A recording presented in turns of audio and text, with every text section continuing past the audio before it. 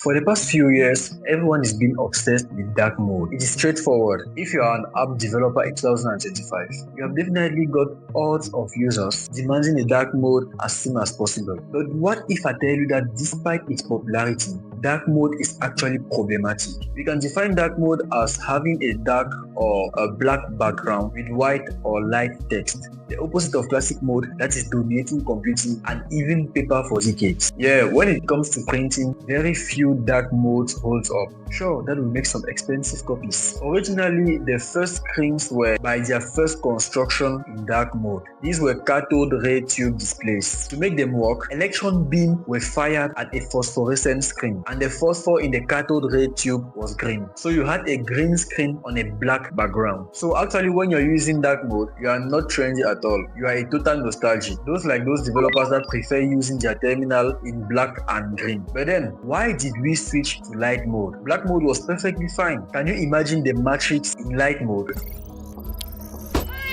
Don't worry, aside from the fact that new screen technology made it possible, there are actually very good reasons. First, the transition to digital was nothing else than obvious. The accessibility and ergonomic work required to create personal computers usable by the average person was massive. That's why everything was designed to be mimicked as closely as possible. The work experience everyone already knew. We delete files into a trash bin, we send electronic mails, we put files in a folder. So naturally, we also try to imitate the look of paper, books, and newspaper. That way, DJ, who is complaining because we changed the system again, won't be lost. The other reason, and I know it might shock you, is that humans live during the day. In fact, it seems as we are actually programmed to live during the days outdoors. Our eyes are easily drawn to a dark object in a bright environment, like a tree against a blue sky, unless you live in Brittany. To verify this, scientists conducted a very interesting study on 3-month-old babies. The idea was to show them these two images and measure which one attracted them most. The little ones were more drawn on the dark face on a light background than the reverse. But where does this come from? And are not there cases where it's not true? Actually, the lighting environment we are in hugely impact our eyes behavior. Our pupil determines how much light reach our retina. When there is a lot of light, it contracts and becomes narrower, and when it's dark, it lets more light in. A contracted pupils allows for greater depth of field, so much less effort is needed to focus on text, which also means the eyes get less tired. By the way, a camera spectrum works exactly the same way. A photo taken with a very open aperture like f/1.4 will have very shallow depth of field and lots of blur compared to a photo taken at f/10, for example. Another consequence of having to dilate your pupils is that you are more susceptible to spherical aberration. For example, at night, if you look at a car's headlights or a star in the sky, you might sometimes see a sort of luminous halo around it. Since it's dark, your pupils are dilated, and that excess light in the middle of the dark environment creates positive spherical aberration around the immediate light, a blurry thing. And what is true on the street is true on your screen. Look, I'm going to suggest a little exercise. Try reading these two texts. Normally, the black text on the white background is easier to read. Actually, since the words are black, the light that hits them isn't reflected but absorbed. Whereas with the text on the right, each white word reflects and scatters light onto the other words, which blurs everything a bit and makes reading harder. Next time you're under the sun and finds your phone hard to read, switch to light mode, you'll be shocked by the difference. To verify this phenomenon, a scientific study was conducted in 2013. Researchers asked two people to perform visual acuity tests and text correction tasks, one group in dark mode and the other group in light mode. They also created groups based on participants' ages. Well, for all the tests, light mode won out, especially if you're young. Apparently, it doesn't affect visual fatigue, but it does affect reading speed. And interestingly, it's even more pronounced with small font sizes. And even more interestingly, the participants reported themselves no difference in reading difficulty, even though it's very real. That's why the first rule of design is never ever listen to users. So all of you who are saying, me, I read better on black backgrounds, you are liars. Or you have a condition like cataracts or photophobia that changes the result. adults, in which case I'm sorry I insulted you, really. And I'll allow you to use dark mode in broad daylight. How generous am I? But despite all this, I will grant you there are still more specific cases where dark mode holds up well. For example, when displaying colored elements like code, graphics on the Apple Watch, or trading curves, though not everyone is a trader. On the ecological front too, that can't be denied. Look at the YouTube app with the phone at 100% brightness. Light mode has 40% higher power consumption. And above all, one situation